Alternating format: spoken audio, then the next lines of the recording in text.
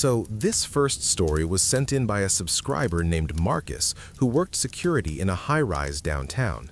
He told me that after this night, he didn't just quit his job, he moved out of the city entirely. Marcus worked at the Sterling Heights Corporate Plaza, a 14-story tomb of glass and steel. His shift ran from 11 p.m. to 7 a.m., the dead hours, where the only sound is the hum of the HVAC and the occasional groan of the building settling. Have you ever felt like the shadows in an empty hallway were moving just a second before you turned your head? For 6 months, Marcus's only companion was Bill, the night janitor. Bill was a creature of habit, a silent shadow pushing a yellow mop bucket through the basement hallways. Every night at exactly 3 a.m., Marcus would watch camera 4. The grainy black and white feed would flicker with static, and then Bill would appear. He would stop, look directly into the camera lens with a tired, knowing smile, give a slow wave, and disappear into the heavy steel door of a supply closet.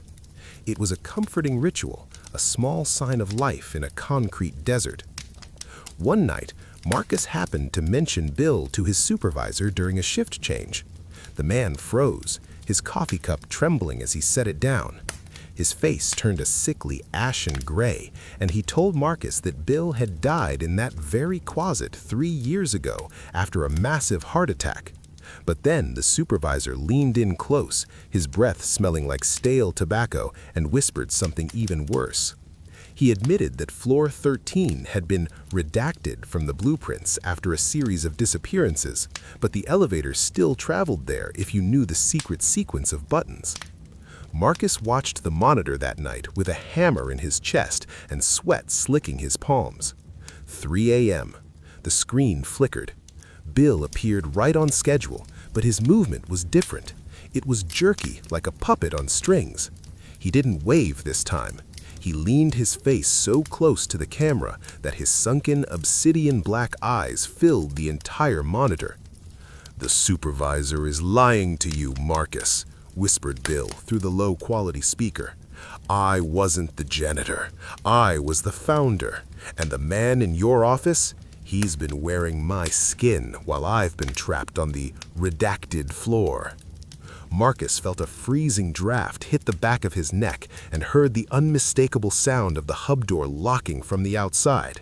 He turned around to see his supervisor standing in the dark, holding a heavy office wrench and wearing a grin that stretched far beyond the limits of human skin. The man's eyes were glowing with a hungry, unnatural light. From that day onwards, Marcus never went back to that shift. He left his keys on the desk, broke through the emergency exit, and never looked back at a city skyline again.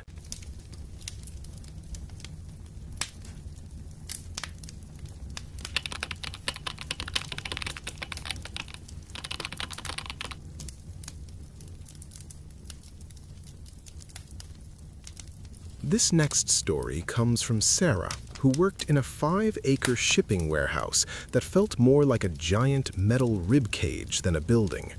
She asked me a question that I'll ask you. If you found something that looked like a person you loved, but it was being used as a piece of hardware, what would you do? Sarah worked the graveyard, where the aisles became long, dark tunnels that seemed to stretch into a different dimension. The silence was so heavy it made her ears ring, until the music started. At exactly midnight, a faint crackling sound would drift from the deep shadows of aisle 47. It was 1940s jazz, mournful, brassy, and completely impossible. Sarah followed the sound and found a massive wooden crate labeled Perishable Biological Research. Prying it open with a crowbar, she expected to find old electronics or illegal medical supplies. Instead, she found her father, a man she had buried 10 years ago. He was packed in mounds of hissing dry ice, his skin a translucent blue, his eyes stitched shut with thick industrial thread. As Sarah reached out to him, she realized he was humming. His throat had been surgically opened and fitted with a brass mechanical reed that vibrated with every hitch of his breath. Suddenly, the warehouse manager's voice boomed over the intercom, sounding cold and metallic. "Your father wasn't dead, Sarah. He was just the first storage unit. We've been using his nervous system to power our entire logistics network. He's the reason our shipping times are so fast." Sarah tried to scream, but no sound came out. She looked down at her own wrists and saw glowing blue fiber-optic cables pulsing under her skin, growing toward her fingertips. "You were born for this, Sarah," the manager continued. "You're the 2.0 upgrade. We've been waiting for you to find aisle 47 so we could finalize the installation." The warehouse lights began to flicker in time with her own heartbeat, syncing her body to the building's server. She felt her muscles lock up as the mechanical jazz grew louder, vibrating through her own bones. With the last of her strength, she threw her crowbar through the control panel and scrambled toward the loading docks as the building began to reboot. From that day onwards, Sarah never went back to that warehouse. She lives in a remote cabin now, miles away from any cell tower or electrical grid, terrified of the day she hears jazz in the wind.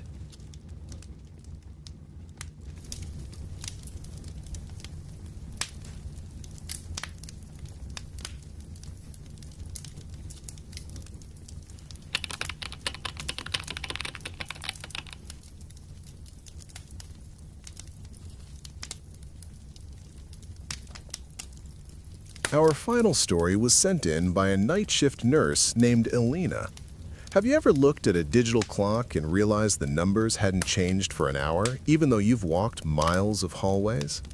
Elena worked at a private clinic where the air always felt saturated with the smell of ozone and wet earth. Every night for a month, a woman in a heavy red coat sat in the corner of the waiting room from 2 a.m. to 4 a.m., staring at the clock with unblinking eyes. Elena finally decided to approach her, offering a cup of water to the silent stranger. As she reached out to touch the woman's shoulder, the red coat didn't feel like fabric. It felt sharp, like thousands of tiny needles. The woman turned her head, and Elena gasped as the skin on the woman's face began to crack and shift. She wasn't a human in a coat. She was a being composed entirely of jagged shards of vibrating glass held together by a thin, pulsating red membrane. "I'm not waiting for a surgery, Elena," the glass woman rasped, her voice sounding like a car crash in slow motion. "I'm waiting for the transition. The simulation is failing." As the clock struck 4 a.m., the hospital walls didn't just change, they dissolved into fine white sand. The ceiling vanished, revealing a sky with 3 burning moons and a landscape of endless, shifting dunes. Elena realized the hospital was a mental cage designed to keep her from remembering her true nature. The glass woman stood up, her shards catching the triple moonlight. "You are the last of the Star Eaters," she said. "The humans didn't build this to heal you. They built it to keep you dormant so you wouldn't consume their world." Elena looked at her reflection in the glass woman's body and saw a monstrous glowing creature with hundreds of eyes and a mouth that could swallow a sun. The nurse's scrubs she wore were nothing but a projection, a lie, told to a monster to make it think it was a healer. As the memory of her true power flooded back, Elena felt the simulation try to restart, flickering like a dying light bulb. She reached out and crushed the glass woman with a thought, feeling the hunger for the stars return. From that day onwards, Elena never went back to nursing. She realized the patients she had been caring for were actually her captors, and the medicine she gave them was the only thing keeping them safe from her.